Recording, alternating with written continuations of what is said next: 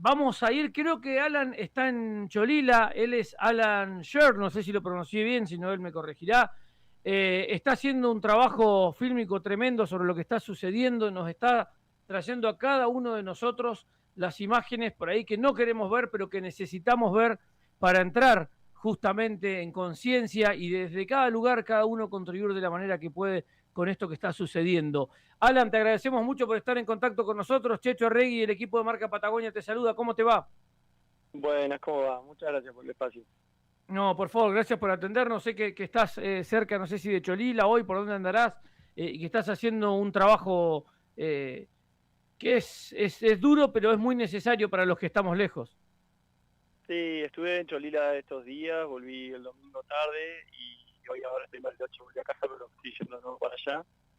Y nada, la situación está complicada realmente porque son incendios grandes y están muy cerca de Cholila, de Villa El Blanco y Villa Lago Rivadavia. Entonces la población viene realmente preocupada y trabajando muchísimo para tratar de contener los focos y la propagación de los incendios, especialmente donde están las viviendas. Un poco lo que está pasando es que son eventos de incendio tan grandes que obviamente no dan los recursos del Estado abasto para contener la propagación y se tratan de abocar esos recursos a zonas pobladas, pero incluso para eso son pocos recursos. Entonces intervienen muchas cuadrillas de voluntarios, muchas que ya vienen laburando en incendios hace tiempo y otras que se están formando ahora, que bueno, también implica un montón de responsabilidad y de temas de seguridad delicados para gente que por ahí no todos tienen tanta experiencia con el tema de los incendios, digamos. Tal cual. Normalmente, Alan, cuando ocurre un incendio, lo primero que se hace es se alienta a no ir y dejar que las personas capacitadas las cuadrillas de bomberos sean las que participen, porque uno tiene que aprender a leer el viento, además de aprender a leer el fuego. Pero en este caso es tan grande y está tan desparramado, digamos, que hoy por hoy lo que vemos son muchos, mucha impronta de vecinos intentando trabajar de este modo y ser ellos los protagonistas a la hora de apagar el fuego. Sí, a ver, es una situación más realista en la que obviamente nosotros laburamos en comunicación, siempre pedimos que no se meta gente en lugares donde por ahí no está bueno, especialmente si alcanzan los recursos, pero en estas situaciones es tan grande todo que muchas veces va propagando el incendio hacia tu propia casa y no hay ningún bombero, ningún brigadista que venga a poder contenerlo porque están en otras áreas y no alcanzan. Y por sentido común y lógica, mucha gente está tratando de defender sus propias casas y vecinos ayudando a vecinos. Obviamente hay días donde eso por ahí, ese trabajo es más seguro porque las condiciones meteorológicas lo permiten y se pueden enfriar un montón de sectores, haciendo guardias de ceniza, apagando focos secundarios que inicialmente son chicos. Entonces el laburo por ahí no compromete tanto la seguridad y hay grupos, cuadrillas de brigadas voluntarias que fueron tomando experiencia con los años.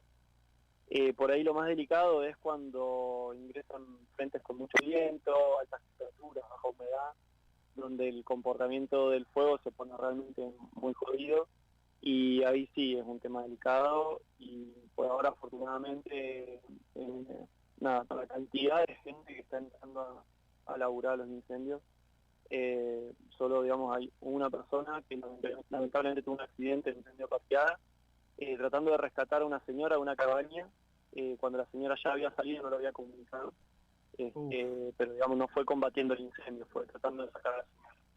Claro. Alan, me gustaría preguntarte la primera impresión. Hablábamos recién esto, ¿no? De nuestro laburo como comunicadores. Vos haces un gran laburo desde el dron y desde cualquier dispositivo para grabar, ¿no? Cada uno tiene su manera de comunicar.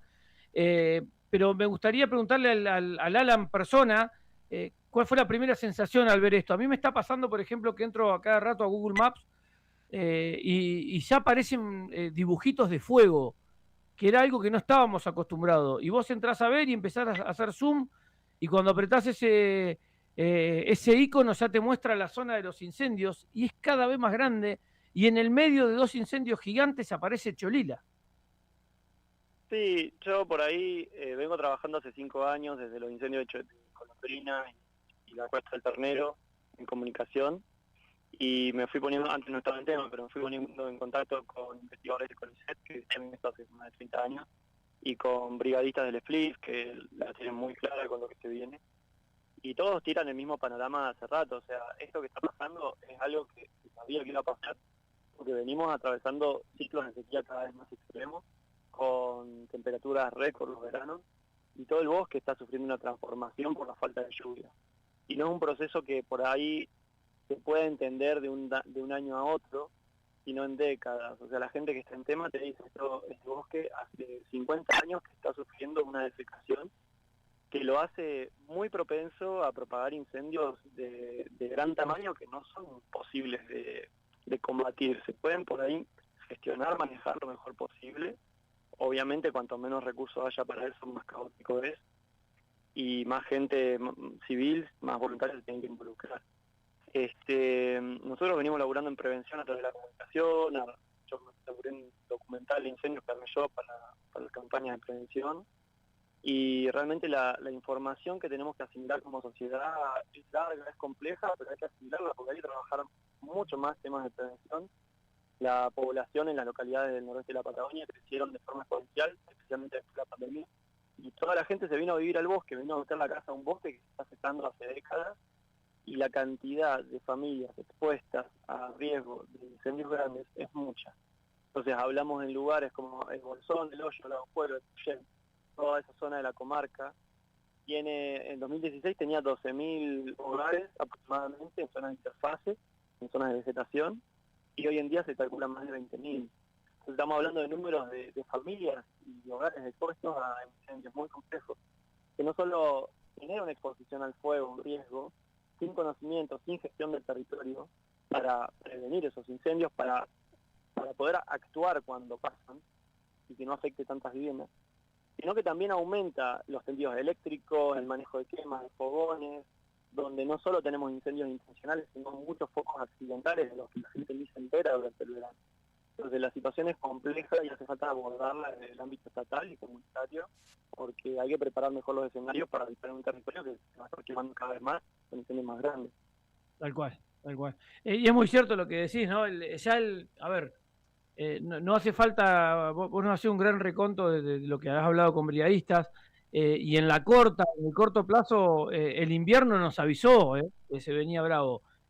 No hubo centros de esquí que puedan funcionar porque la nieve fue realmente escasa, salvo en nosotros que hacemos un programa de turismo como es este Marca Patagonia, salvo Tierra del Fuego, el resto de los centros sufrió mucho el invierno y ya sabíamos que se podía venir esto, ¿no? Y lamentablemente lo estamos viendo y es durísimo. Estamos observando imágenes tuyas y vemos casas consumidas, autos consumidos. Veíamos imágenes de Chile también que está pasando algo parecido. La verdad que es muy cruel encontrarse con todo esto. Sí, yo creo que está bueno, o sea, nadie de los que están en el tema de incendio viene con buenas noticias realmente, y eso es así y hay que tomarlo, pero hay que tomarlo urgente para cambiar la cabeza de la gente. Sí, sí. Chile, la zona que está sufriendo incendios grandes, más grandes que los nuestros en zona de interfase, pues hablamos de cientos y miles de viviendas afectadas, pueblos enteros, como fue Valparaíso en 2024, que se hablaba de 15.000 viviendas afectadas por incendio con 200 fallecidos.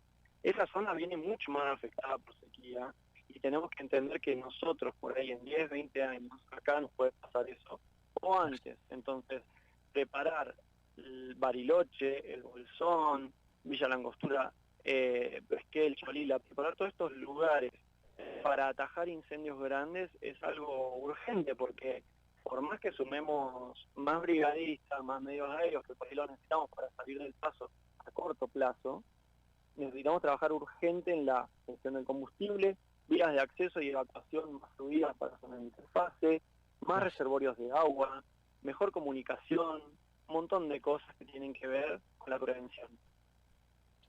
Y mirá cómo empezamos ya a pensar en varias cosas, porque hablabas de caminos alternativos, hablabas de reservorios de agua, y hay un montón de localidades de la Patagonia que están con problemas de agua, ¿no? De hecho, hemos visto pero es justamente eso lo que está generando la situación de incendio, la falta de agua en toda la región, afecta tanto al bosque como a los sistemas de agua que usamos nosotros para consumo, para riego, para todo, ¿no?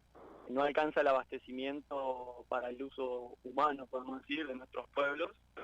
Imagínate el bosque como viene. Y eso que esta sequía de este año 2025 está dentro de las más fuertes de nuestra historia. Y ya tuvimos una sequía histórica en 2021-2022 que acarrió incendios grandes como el de Golondrina, el del Stephen por la caída de rayo. Entonces venimos en una situación complicada.